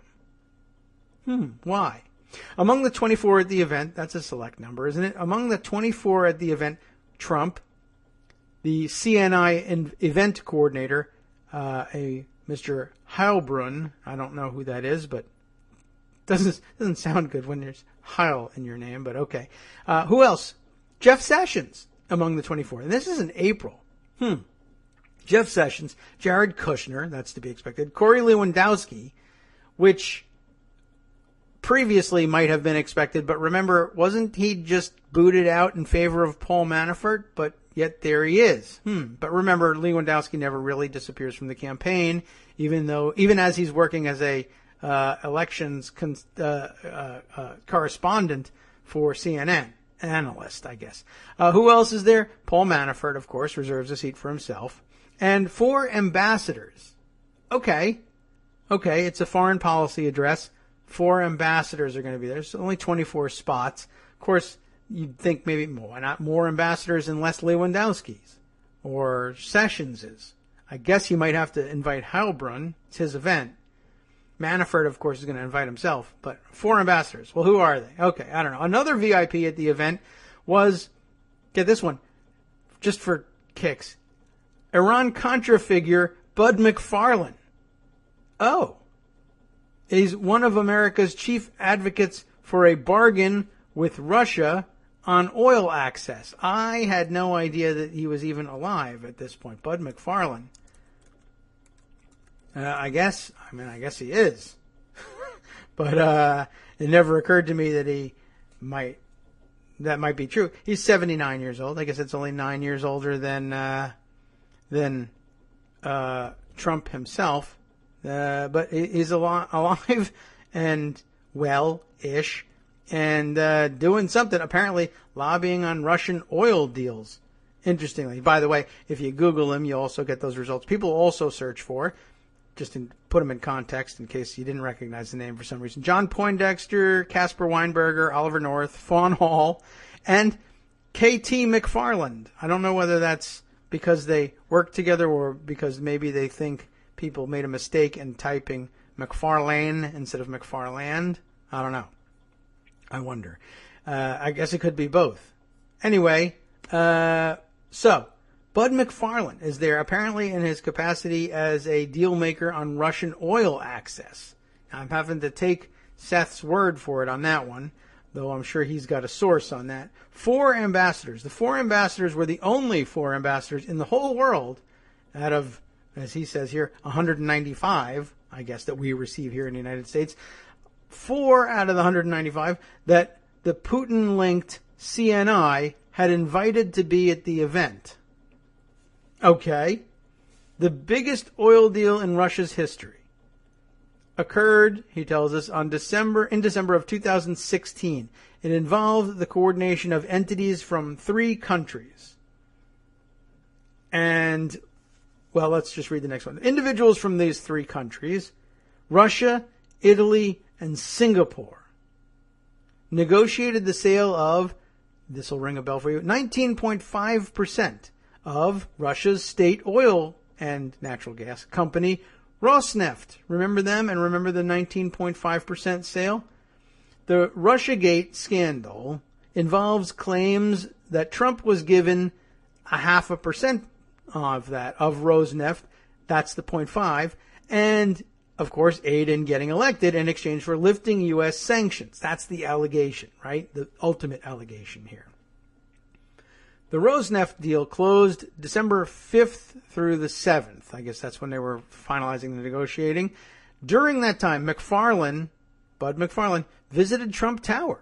Did you know that? That's what Seth says. It's believed that the Russian ambassador / spy, Kislyak, remember his last name? Sergei Kislyak. You can remember that because of the great skit on Saturday Night Live where the what is it? The Kate McKinnon, is that her name? Or playing Jeff Sessions. Can remember the name of the Russian ambassador because it has gay kiss in it. Sergei Kislyak. Well, he was there too at Trump Tower. Now this is interesting, right? We knew they met, but remember they're going to great lengths to hide the fact that they've met in the past. The Wall Street Journal wrote in April 2016 that Trump met separately with the ambassadors at the Mayflower and was effusive. And that's written up here in a link to Slate magazine. Trump met Russian Ambassador Kislyak during campaign in April 2016. Interesting, of course. It goes on, though, to say Trump met at a VIP reception with Russia's ambassador to the U.S., Sergei Kislyak. He warmly greeted Kislyak and 3 other ambassadors. How warm. The ambassadors at the Mayflower, of course, Russia, Italy, and Singapore. And also the 4th was the Philippines, interesting, which is routinely cited as a Rosneft expansion target. So, Trump warmly, privately chatted with the 3 Rosneft deal nations at a cocktail hour right before his first big foreign policy event. Now, I gotta wonder about this. it's I'm just curious about, like, this is easier to believe in terms of just like, I don't know. I mean, I'm about to say that it's difficult to believe that you would get to the level of governmental involvement in this kind of corruption in Italy. But what am I saying? I mean, duh. As European nations go, I guess you probably run into that more often in Italy than many other places. Singapore, I don't know that much about it, but I mean, it's pretty. I mean, it's run in pretty dictatorial fashion. And of course, Philippines now the same thing, much worse than usual for the Philippines. So I don't know. So maybe Italy is the least of the. I mean, the idea that the ambassadors would be there to like finalize what is almost certainly a private deal. It may happen that the private negotiators to the deal are Italian nationals, but would it really rise to the level that the ambassador would be involved? I don't know. I mean, maybe an Italian state oil company was part of the. I really don't know, but that's the allegation. I'd need to know more. But I imagine that Seth has, the information he needs to feel comfortable in tweeting this out. So that's who's there at the Mayflower, ambassador-wise. Russia, Italy, Singapore, and the Philippines, where Rosneft wants to expand next. So Trump warmly, privately chats with the three Rosneft deal nations at a cocktail hour right before his first big foreign policy event. In his speech, Trump called for a Russian détente. We desire to live peacefully and in friendship with Russia. We are not bound to be adversaries. We should seek common ground based on shared interests and easing of tensions and improved relations with Russia. That's not natural Trump commentary, is it? So, an easing of tensions and improved relations with Russia is possible. I hope to make a deal under my administration that's great for America, but also good for Russia. That's a little more Trumpy. Richard Burt, CNI and Russian Alpha Bank advisor, crafted this speech. It had to be someone else. Alpha Bank.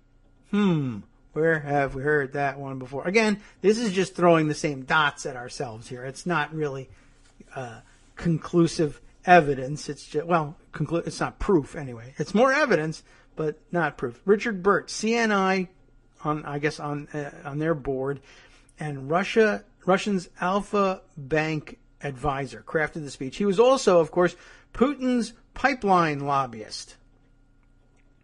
The only Kislyak meeting sessions never disclosed to Congress.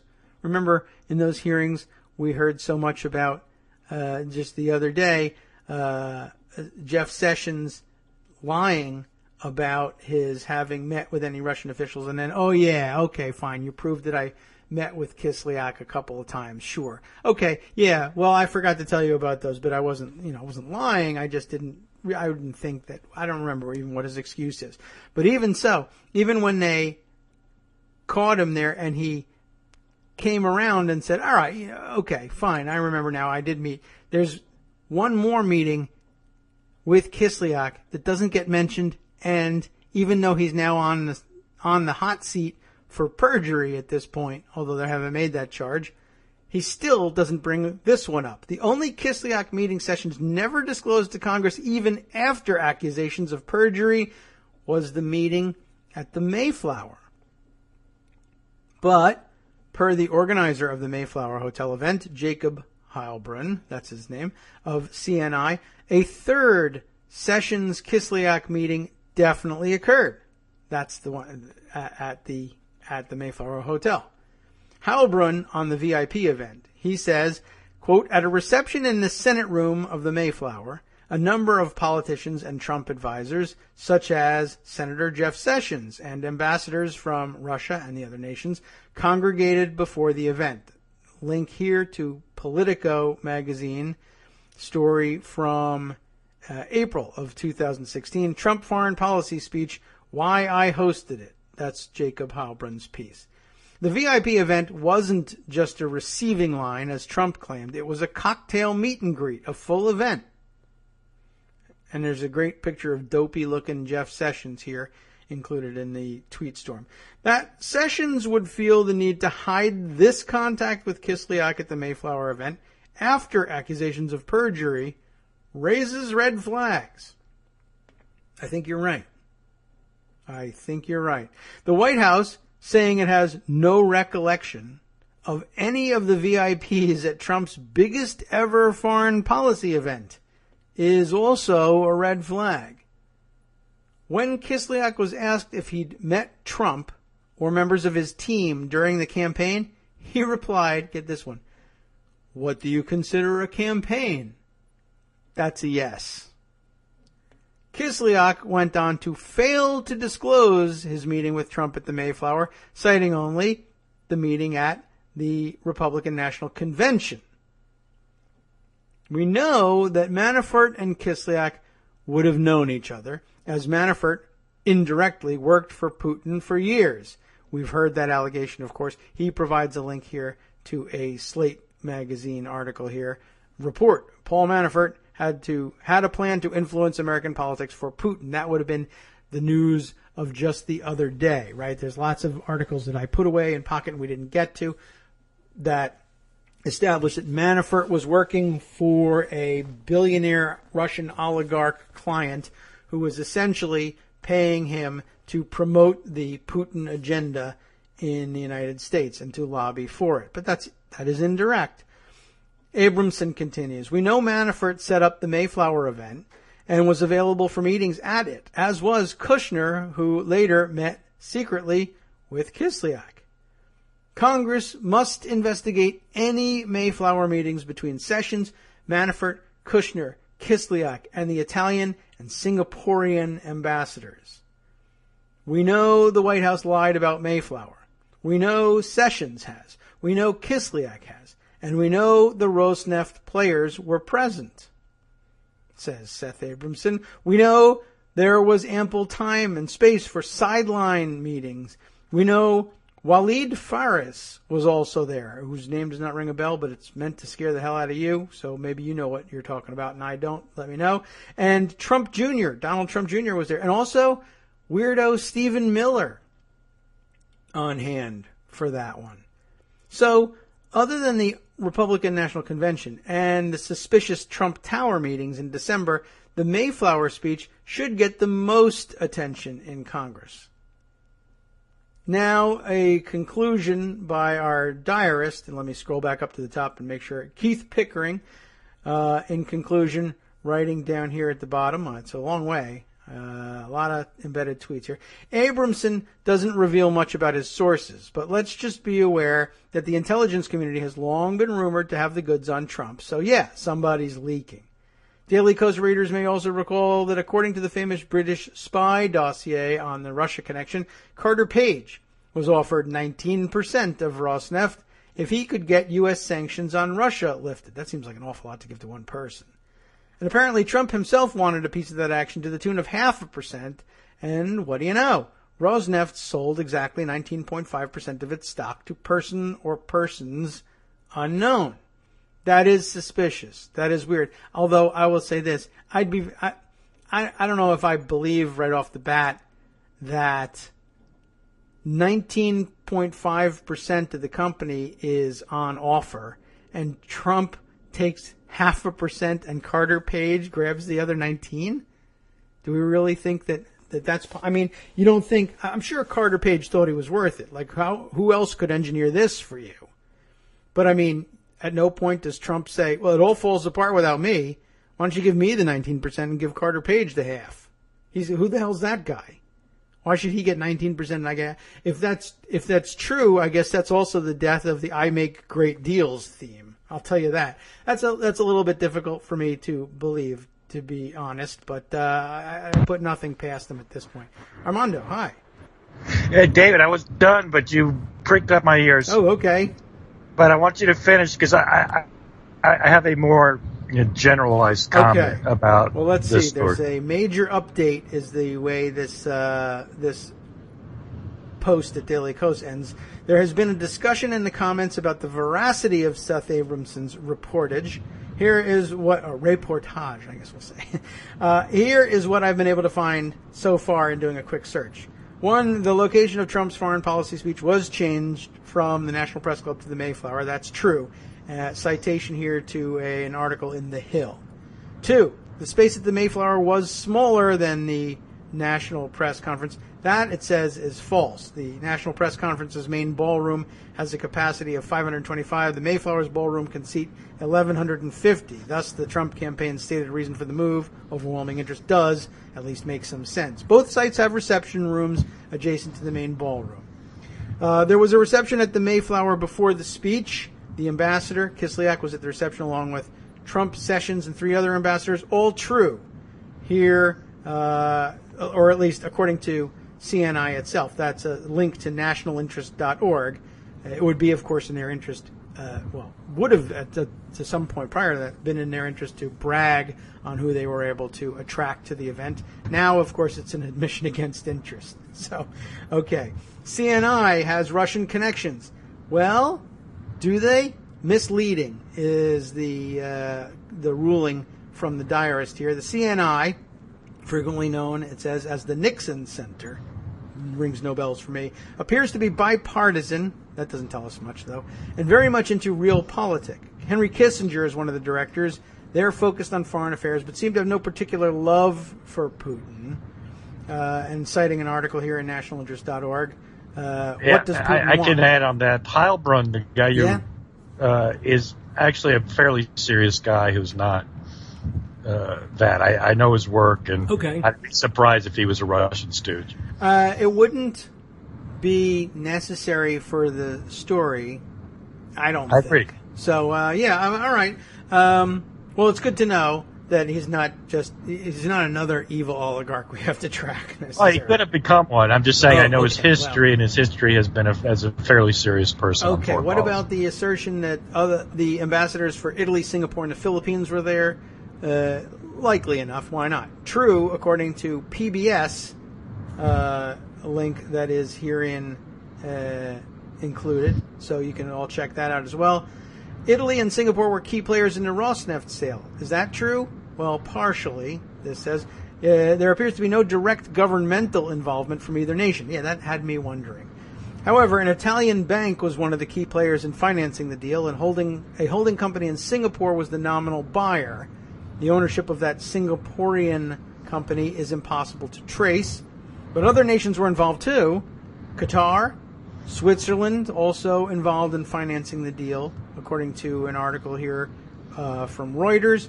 Also adding a link to the Steele dossier on Trump's Russia ties here, just so you can check out that one on background too. So good follow-up from our diarist here.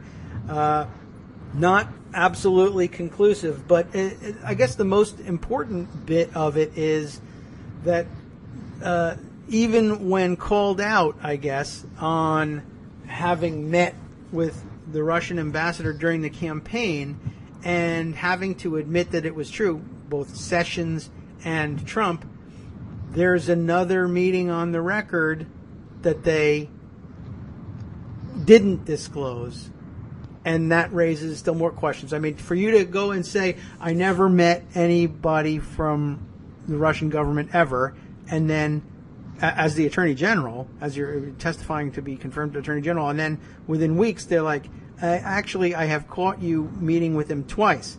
Okay, fine. You caught me. Well, it's more than just I caught you. I mean, that's serious. You're the Attorney General and you're lying to us. Is there anything else you want to tell us? No. Okay, fine. A week later, hey, I caught you again. A third one. Oh, yeah, that is serious, isn't it? Well, okay, that's very weird. I thought I would throw that one out there too. I'm not sure if I can make all the connections. It might just be another extraneous dot.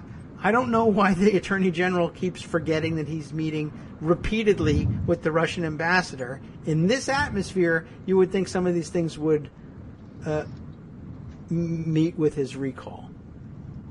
Oh, absolutely. No, Sessions lied. I mean, he didn't want to recuse, and he knew this would be a part of that. So I think that there was some real issues there about whether he would be confirmed or not. It was not a done deal. So I think he lied, and whatever was behind those meetings, he knew they would look bad and they might put his confirmation in jeopardy. Yeah. And I actually, that's my fairly simple theory of why Sessions lied about it. My point is actually a little broader. Yeah. And I don't know if it's welcome, but the Seth Abramson, he has theories. He's had theories about the DNC, basically rigging the election against Sanders. To me, he's not the most trustworthy person. I put him in the Louise Mensch category. I mean, I find her a little kooky. Yes. But here's my defense for actually paying some attention to these people. See if it makes sense to you. Okay. Number one, Donald Trump. Yes. Donald Trump is unprecedented in our politics. I think people just don't get the entire history of this man's conniving and lying and insanity. It's not just this election. It's not just birtherism. Mm-hmm. It's 30 years at least of nonsense and craziness. And he had financial difficulties, and I actually am very convinced the Russians bailed him out. That's my conspiracy theory. So I think he is very much connected to the Russians. Maybe innocently, maybe not, but I believe there's a connection. Now, in terms of the craziness of the Russians just, buying him and owning him, there's 2 points I would make on that. First is the evidence we have of what the Russians did in the election. And it very clearly worked for Trump. No reasonable person, I think, at this point denies this. You have outliers who are not reasonable, in my view, Greenwalds and Taibis and people like that. Mm-hmm. But I think most reasonable observers said, for whatever reason, maybe Putin just wanted to punk everybody or whatever the reason was. Maybe he didn't want anything out of it. Maybe he did want sanctions lifted. Maybe he didn't. I'll leave that as an open question. But it's not an open question that they worked to help Trump. That's just the truth, right? Yeah. All right. The other thing that I would say to you is this in terms of paying some attention to Seth Abramson and Louise Mensch and people like that. Okay. And it's 2 words. Steve Bannon. All right, also. Steve Bannon ran Breitbart, which is as kooky and racist and awful a publication as we've had mainstreamed in recent history. He ran it, right? Yes. It was today. That would be an unthinkable relationship for a president to have before Trump. Yes. And it's not only true, it's prominent. Yes, also. So at this point, speculation about relationships Trump may have had with anybody are not just dismissible. You don't know. We laugh about the golden showers thing. That's and I true, think though. it's funny, and it's probably not even that important. Okay, yes. But it's not insane. It isn't.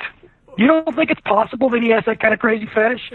No, I choked on that one. That's yeah, I know. It's insane. I'm saying the things we talk about as plausible with Trump are not the same things that we would talk about as plausible with just about anybody else in public life. That is true. And, okay. I mean, I get where you're going with it, and I am open to that. I think we have to say exactly that. I don't know who Seth Abramson is, although now I have a little bit more information on him. And I would say easy enough for me to categorize anybody with Louise Mensch. I mean, she's got very enticing things, but she's just got a history, and she's kooky, and she might not be wrong. Pay attention, but remember who she is. Totally fair point. And in fact, just as you said this, I can now turn to this. This came in 20 minutes ago. Ballerina X, who listens to the show all the time, pointing me to Dana. Dana Hool has a long thread on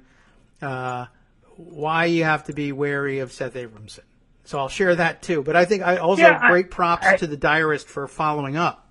I'm almost certainly on Dana's side on these things. Dana and I don't get along personally, but he's pretty sound and rational, and generally very smart. I think so. So I pay attention to Dana, and I think that caution with Seth, caution with Louise Medj, I think it's in order. But at the same time, I take what they say and I listen to it more than I would for the reasons I stated, and the main reason being Donald J. Trump. I think and that's his fair. Personal history.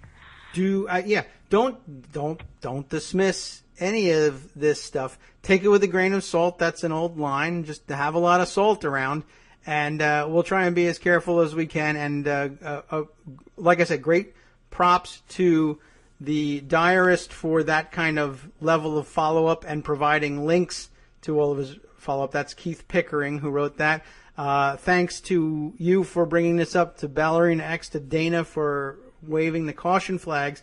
But Donald Trump is a duplicitous snake, a weirdo, and a psychopath, and he's being advised by a duplicitous snake, weirdo, and psychopath who has as his sidekick a duplicitous snake, weirdo, psychopath, Stephen Miller, who was at this speech the whole time, and the whole thing's been running to that point was run by the guy who was supposed to be the establishment professional, but who is himself a duplicitous snake, weirdo, and psychopath, Paul Manafort, partner of weirdo, duplicitous snake. I think you put it beautifully. Stone.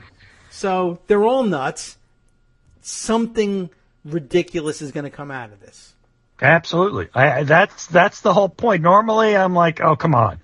Yeah. But it's Trump, it's Bannon, it's Roger Stone, it's Miller, it's Sessions. These people are not... They can't help themselves. They're not run-of-the-mill. This is why you can't just say, yeah, man, that's crazy. We're beyond crazy now. And that's why, frankly, in some respects, we got to look what, somewhat kooky people are saying, because sometimes they know more kooky things than we do. Yeah. I mean, that's true.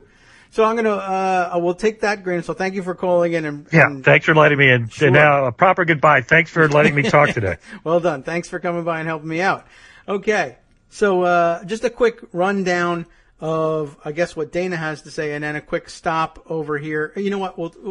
I'll include it as a link. I mean, he's got a long way to go to get through this, but basically, you're absolutely right. Seth Abramson, according to Dana, in my quick read here, very much in league with somebody whose name is mud after the primary season, H.A. Goodman, who, diehard Bernie fans, I think, may have appreciated some of what he had to say, but I think even by the end they were kind of like, I don't know how good we look as diehard Bernie fans with H.A. Goodman making our arguments on the side. There's better ones and better ways to put it. So I don't know. Maybe I misunderstood that, but Goodman's somebody whose name I saw get called an awful lot on Twitter. I didn't really touch the stuff, but in the primary wars, his name was Mud, to be sure. And I don't know. So they're put in the same category. I don't know whether they worked. They both wrote at Huffington Post, but that means next to nothing too. So I'll let you read that and absorb the grain of salt for yourselves. And I'll spend one quick minute on this piece, which I think you'll also need for the weekend. There's a million other things, but this is what I can get in. Paul Manafort used Wilbur Ross's Bank of Cyprus, more of this bank crap, to handle all his illicit Russian funding needs. That's from crazy man Mark Sumner over at Daily Kos. Made it up to the front page. Of course, Trump world is a land of coincidences. I say duplicitous snakes, psychopaths, and weirdos, but whatever. Some of those are happy, like how nice it was that the Secretary of Commerce and King of Bankruptcy, Wilbur Ross, had a bank perfectly suited to launder the money that Paul Manafort was raking in helping to spread Putinism throughout Eastern Europe, including the $12.7 million that Manafort is accused of stealing from Ukraine. Money from both hauls appears to have moved through Ross's Bank of Cyprus. By the way, also Sago mine owner, but hey, whatever. Federal prosecutors became interested in Manafort's activities years ago as a part of a broad investigation to recover stolen Ukrainian assets after the ouster of pro-Russian President Viktor Yanukovych there in early 2014. Something wiretapping Trump Tower. Who lives in Trump Tower, by the way? Paul Manafort. As it turns out, that's not all the games Manafort was playing in Cyprus. Ross's bank was like a second home to Manafort, or at least to the money that he took from quote-unquote clients. In the 2014 case, Manafort used Cypriot shell companies as part of a nearly $19 million deal with Russian billionaire Oleg Deripaska to purchase Ukrainian cable television provider Black Sea Cable. God. Deripaska, not Derpaska, but Deripaska, said that after taking the money, Manafort and his associates stopped responding to his queries about how the funds had been used. Manafort's account ended up fat a few million, while Deripaska mysteriously failed to acquire his cable company, almost as if Manafort was really being paid for something else. That may seem odd, but other people are having the connections that are even less enjoyable. Former Russian lawmaker Denis Voronenkov was shot and killed in Kiev. That's the name of the guy we saw on the sidewalk the other day. On Thursday, in what the Ukrainian president was labeled an act of Russian state terrorism. What drew a target on his back seems to have been knowing too much about Paul Manafort's former client, Viktor Yanukovych. There's more, of course. You should, of course, review it for yourself. It's time for me to wrap up here, though. Just another interesting connection. It's just so convenient that he also ended up as Secretary of Commerce, getting a job in the Trump administration, having helped Paul Manafort out low those many years ago. 2 years before he actually set him up like that. What a payback. Gosh, there's just so many weird things that happen when you gather that many duplicitous snakes, weirdos, and psychopaths in a single place. We got to wrap it up, and we got to hand it over to the after show guys, who will bring up all the other news that I left aside to bring you all of this nonsense. I think in combination we do a pretty good job sending you off into Friday, don't you? Let us know with money, basically, is what I'm telling you. We'll get back to that perhaps next week. In the meantime, what's coming up on the show? The GOP kills the infrastructure bill because of the Buy American rule. What? How? Why? Exxon says it has lost a year's worth of Rex Tillerson's sock puppet emails that it was ordered to turn over to the New York Attorney General. Whoops, don't know where they went. And Ivanka Trump lives in New York, works at the White House, but isn't an employee subject to federal rules. God, I have so much to say about Ivanka, too, but that seemed unimportant to me at the moment. We'll take that up again on Monday. For the last half, the Friday News Dump and Recycling Center. Russia sold off 1/5 of its state-owned oil giant Rosneft in December, but we still don't know who bought it all. That was a big part of the story. And Wisconsin is the point man for a billionaire and corporate-funded coup to rewrite the U.S. Constitution. Uh-oh, how did that happen? Tell us, Wink and Justice, all about it. Next on the After Show. Stay tuned. From Daily Kos Radio on networksradio.com. You have been listening to the Kagro in the Morning Show with David Waldman. Thank you for listening. I see here that The Onion says that the Audubon Society has revoked the black-capped chickadee's membership after the species fails to pay its dues. I'll have to open the window and let the chickadees know. Maybe the Juncos stole it. We'll be back Monday on our all-new computer for another week. Week 10, I think, of Presidential Apprentice.